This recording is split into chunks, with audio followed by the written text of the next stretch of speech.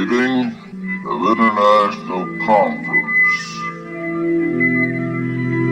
of Technological Psychiatry. Dr. Fingers Schaefer, the lobotomy kid, rises and turns on the conference the cold blue blast of his gaze. Gentlemen, the human nervous system can be reduced to a compact and abbreviated spinal column. The brain, front, middle, and rear must follow the adenoid, the wisdom tooth, the appendix.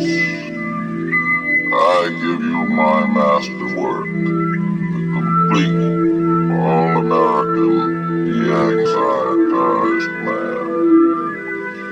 Last of trumpets, man is carried in naked by two Negro bearers who drop him on the platform with sneering brutality.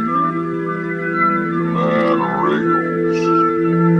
His flesh turns to a viscid, transparent jelly that drifts away in green mist, unveiling a monster black centipede.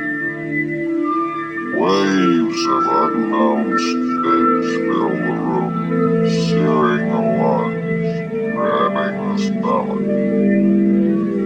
Schaefer wrings his hands, sobbing. Clarence, how could you do this to me? Ingrates, every one of them ingrates.